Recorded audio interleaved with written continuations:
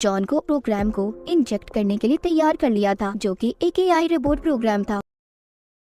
Aliens के दरमियान में एक अकेली इंसान थी। वो इंसानों से बहुत नफरत करती थी। कहानी शुरू हमें एक बंजर प्लेनेट को दिखाते हुए होती है, जहाँ पर कई सालों से जंग हो रही थी। ये लड़ाई दो प्लेनेट्स के दरमियान थी, जिनमें एक टीम यूनाइटेड नेशंस और दूसरी टीम इसी प्लेनेट की, जिसका नाम मैड्रिगल प्लेनेट था। ये जंग हाइड्रोजन को हासिल करने के लिए थी। मैड्रिगल प्लेनेट हाइड्रोजन का एक बहुत बड़ा सोर्स जरिया था, इसीलिए वो मैड्रिगल पर कब्जा करना चाहते थे। मगर मैड्रिगल प्लेनेट के लोग इस जंग को खत्म करना चाहते थे, इसीलिए उनका लीडर अपने एक आदमी को यूएन टीम के पास भेजता है, ताकि वो उनसे बात कर सके, इस जंग को खत्म करवा दे। पर यूएन की टीम लड़ाई खत्म नहीं करती, इसीलिए मैड्रिगल के लोगों को भी पता चल गया था कि वो इन पर दोबारा हमला जरूर करेंगे। इसके बाद कहानी में हमें मैड्रिगल प्लेनेट के लीडर की बेटी को दिखाया जाता है, जिसका नाम क्वान था। वो एक जगह पर हाइड्रोजन को ढूंढ रही थी। तभी वो वहाँ पर एक स्पेसशिप को देखती है, जो कि कन्वेनियंस का था। बात करें कन्वेनियंस की, तो वो एक एलियन फोर्स थी। वहाँ पर वो एक की स्टोन को ढूंढ रहे थे। ये कह लो हेलो में जाने की चाबी। हेलो एक ऐसी जगह थी जहाँ पर जाकर किसी की भी शक्तियाँ ताकतें बढ़ सकती थी, इसीलिए ये एलियंस उस चाबी को ढूंढ रहे थे। इन एलियंस का मेन मकसद इंसानों को मारना और हेलो तक पहुंचने का था। मगर उस चाबी को हाथ लगाते ही एक रोशनी बाहर आती है, जिस रोशनी के बारे में ये कहा जाता था कि वो पूरी दुनिया को खत्म कर सकती है।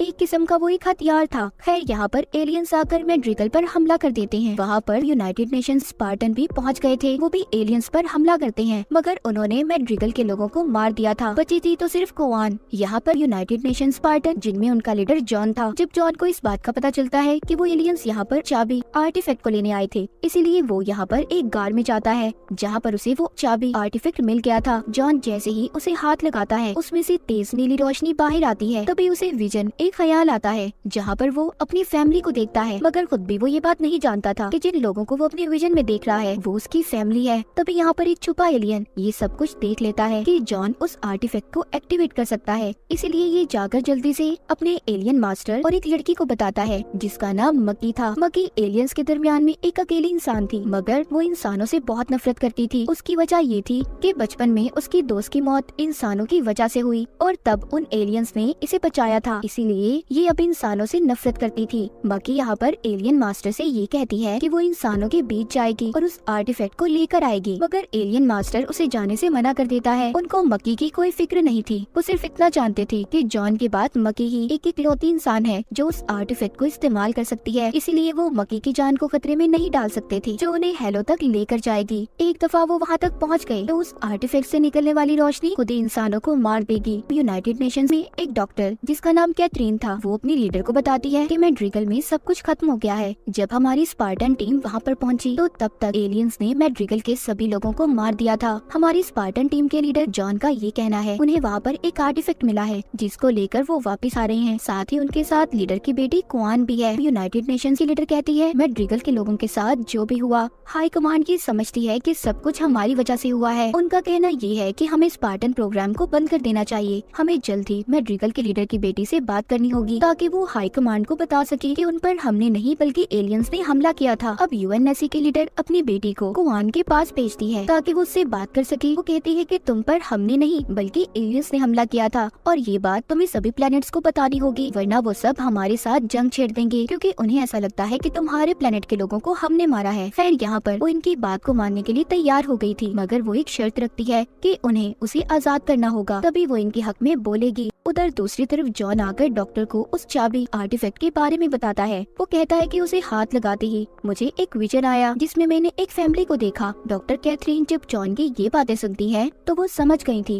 कि जॉन की यादें वापस आ रही हैं। ऐसा क्यों था, क्या थी जॉन की सच्चाई, ये हमें कहानी में आगे जाकर पता चलेगा। इसीलिए डॉक्टर उसे उस आर्टिफैक्ट से दूर रहने का कहती है। आगे जॉन कोआन के पास जाता है, जहाँ पर वो उसे बताती है कि पहले तुमने मेरी मॉम को भी मारा था और हमारे प्लेनेट के सभी लोगों को भी तुमने खत्म कर दिया। जॉन कहता है नहीं, ऐसा नहीं है, मैंने नहीं मारा किसी को भी। तभी उसे यहाँ पर कोआन को भी मारने का हुक्म मिल गया था, मगर वो ऐसा नहीं करता और वहाँ से चला जाता है। उसने सारे कैमरास को भी बंद कर दिया था। जब यूनाइटेड नेशंस टीम को ये पता चलता है कि जॉन उनकी बात को नहीं मान रहा, तो वो उसे अपने कंट्रोल में करने का कहते हैं, क्योंकि यूनाइटेड नेशंस को ये लग रहा था कि जॉन की याददाश्त अगर वापस आ गई तो वो उनके लिए खतरा बन जाएगा। तो सबसे पहले उनकी लीडर क्वान के शिप का ऑक्सीजन लेवल कम कर देती है। उस शिप में उसके साथ जॉन भी था, ताकि वो वहीं पर मर जाए।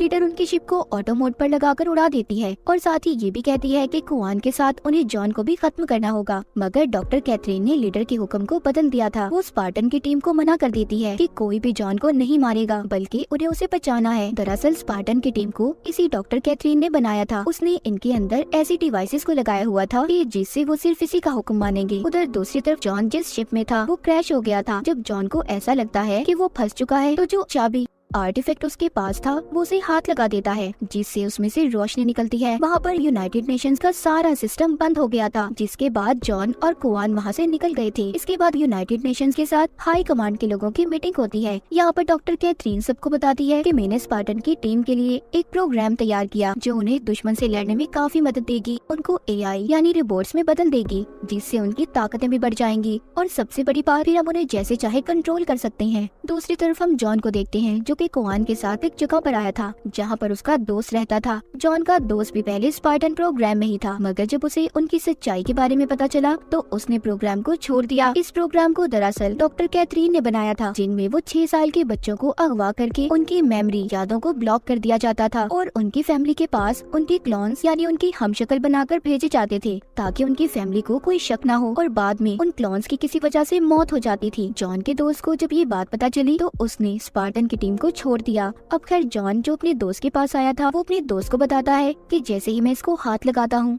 ये एक्टिवेट हो जाता है और मुझे विजन्स भी आते हैं। ये सुनकर उसका दोस्त कहता है कि इन चीजों के बारे में एक आदमी जानता है जिसको कुछ वक्त पहले एलियंस पकड़कर अपने साथ ले गए थे, मगर वो अभी भी जिंदा है। जब वो उस आदमी के पास जाते हैं तो वो बताता है कि ये की स्टोन एक चाबी जैसा है जो कि एक दरवाजे को खोल सकता है और इससे निकलने वाली एनर्जी पूरी दुनिया को खत्म कर सकती है। अब ये सब जानने के बाद जॉन ये फैसला करता है कि वो यूनाइटेड नेशंस वापस जाएगा और जाकर सब कुछ डॉक्टर कैथरीन को बता देगा। वो कुआन को अपने दोस्त के पास छोड़ गया था ताकि वो यहाँ पर महफूज रह सके। वो वापस जाकर यूनाइटेड नेशंस की टीम को सब कुछ बता देता है। वहाँ पर उनकी लीडर अपनी बेटी को बताती है कि तुम जाओ और जाकर इस चीज के बारे में पता करो। उधर डॉक्टर कैथरीन ने भी जॉन को उस प्रोग्राम को इंजेक्ट करने के लिए तैयार कर लिया था, जो कि एक AI रोबोट प्रोग्राम था। वो जॉन को बेहोश करने के बाद उसके अंदर प्रोग्राम को डाल देती है। जॉन को जब होश आता है तो वो अपने अंदर इंजेक्ट किए गए रोबोट से बात करता है और उसे बताता है कि वो चाबी आर्टिफैक्ट स्टोन सिर्फ मेरे हाथ लगाने से ही एक्टिवेट होता है और तभी मुझे अजीब अजीब ख्याल आते हैं। मुझे कुछ भी महसूस नहीं होता, कोई दुख कोई तकलीफ कुछ भी नहीं। सब बातें सुनकर वो रोबोट बताती है कि सभी स्पार्टन टीम की कमर में एक ऐसी डिवाइस को लगाया गया है जो उनके इमोशंस को कंट्रोल करता है ताकि वो हर वक्त मिशन के लिए तैयार रह सकें और यही वजह है तुम्हें भी कुछ भी महसूस नहीं होता। सब जानने के बाद जॉन उस डिवाइस को निकालने की कोशिश करता है जो उसकी कमर में थी। वो उसी रोबोट की मदद से उस डिवाइस को निकाल देता है। ऐसा करते उसे स्पार्टन टीम की एक लड़की ने देख लिया था, जिसके बाद जॉन शहर में जाता है। उस डिवाइस को निकालने के बाद सब कुछ महसूस हो रहा था। वो वापस आकर फिर से उसी की स्टोन को हाथ लगा देता है, जिससे उसे फिर से विजन्स आते हैं। यहाँ पर उसे पता चल गया था कि जो ख्यालात उसे आया करते थे वो उसके बचपन के ही थे। यहाँ पर उसे एक और बात पता चलती है कि इसी चाबी की स्टोन आर्टिफैक्ट जैसा एक और की स्टोन है जो उसके डैड ने उनके घर पर छुपाया हुआ है। जॉन सब बातें अपने अंदर इंजेक्ट AI रोबोट को बताता है। वो समझ गई थी कि जॉन पहले कौन से प्लेनेट पर रहा करता था। वो जॉन को बताती है कि जिस प्लेनेट पर पहले तुम रहा करते थे वहाँ पर यूनाइटेड नेशंस ने एक प्रोग्राम को शुरू किया, मगर वो फेल हो गई, जिसके बाद उन्होंने वहाँ पर सभी लोगों को मार दिया। दूसरी तरफ हम मक्की को देखते हैं जिसने यूनाइटेड नेशंस की एक पेट्रोल शिप पर हमला कर दिया था ताकि वो उस आर्टिफैक्ट तक पहुँच पाए, मगर उसके हाथ कुछ भी नहीं लगता। वहीं पर वो अपने एलियन मास्टर से भी बात करती है।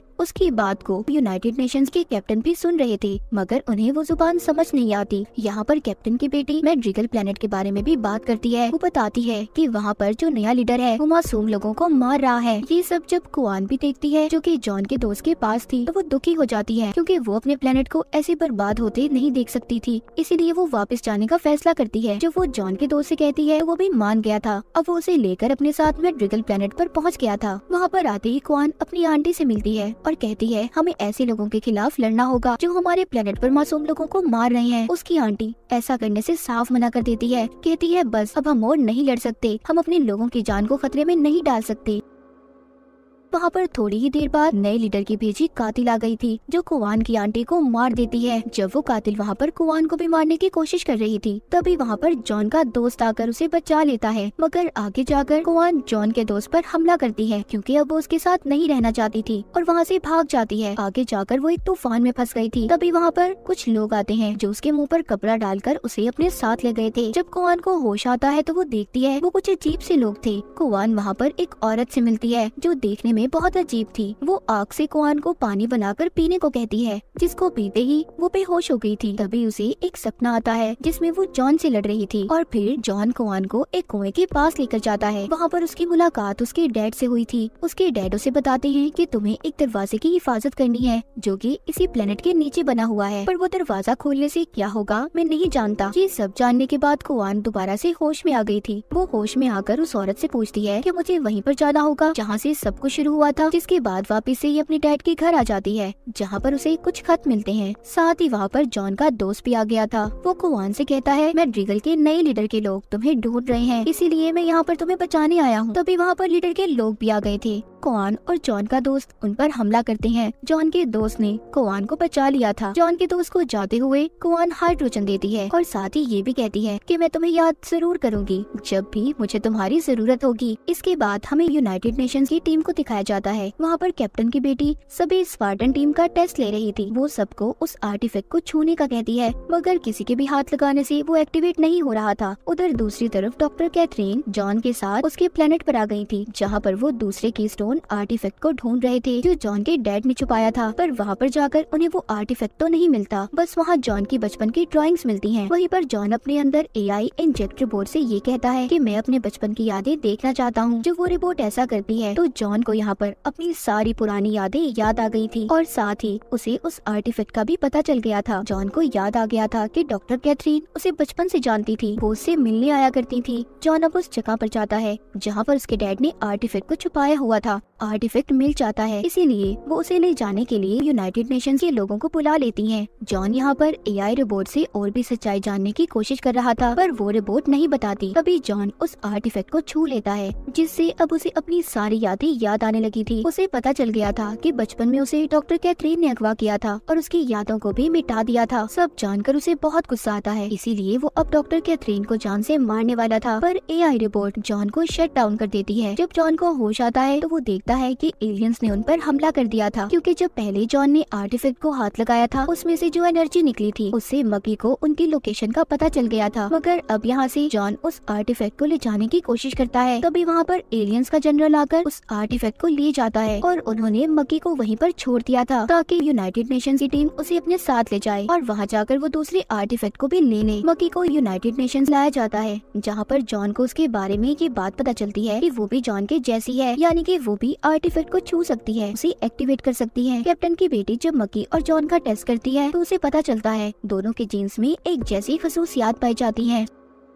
जॉन कैथरीन के पास जाता है और पूछता है कि तुमने ऐसा क्यों किया, क्यों तुमने हम लोगों को हमारे माँ बाप से दूर कर दिया। डॉक्टर कैथरीन कहती है कि मैं जानती हूँ सबके बारे में, पर मैं ये सब फ्यूचर आने वाले वक्त के लिए काम कर रही थी। मैं एक बहुत बड़ी स्पार्टन टीम को बनाना चाहती थी। सब बातें सुनकर जॉन को बहुत गुस्सा आता है। वो वहाँ से चला गया था और ये बात जाकर अपनी टीम की एक लड़की को भी बता देता है। अब जॉन कैप्टन की बेटी के पास आता है और कहता है कि तुम मेरा दोबारा टेस्ट करो, ताकि मैं एलियंस के बारे में पता कर सकूँ कि वो कहाँ पर है। यहाँ पर जैसे ही जॉन उस आर्टिफैक्ट को हाथ लगाता है तो उसका असर मकी पर भी हुआ था। वो दोनों हेलो में पहुंच गए थे, जिसके बाद दिखाया जाता है एलियंस ने एक प्लेनेट पर हमला कर दिया है। ये सब देखकर यूनाइटेड नेशंस ये फैसला करती है कि उन्हें जल्दी इन एलियंस को खत्म करना होगा, क्योंकि ये अब सबके लिए खतरा बनते जा रहे थे। यहाँ पर जॉन सबसे कहता है कि हमें एलियंस का पता मकी बता सकती है, पर एक शर्त पर, अगर वो उस आर्टिफैक्ट को मेरे साथ हाथ लगाएगी तभी ऐसा मुमकिन है। यूनाइटेड नेशंस भी इस बात के लिए मान गई थी। जॉन मकी को पसंद करने लगा था और ये बात जाकर एआई रोबोट कैथरीन को बता देती है। अब वो मकी से राब्ता करती है, कहती है कि मैं सब कुछ जानती हूँ तुम्हारे और जॉन के बारे में, मगर हाँ ये बात याद रखना, उस आर्टिफैक्ट को छूते ही दुनिया तबाह हो जाएगी। अगर तुम चाहो तो मैं तुम्हारी मदद कर सकती हूँ, हम उसे चोरी करके दुनिया को बचा लेंगे। मगर कैथरीन की बातों पर मकी को बिल्कुल यकीन नहीं आता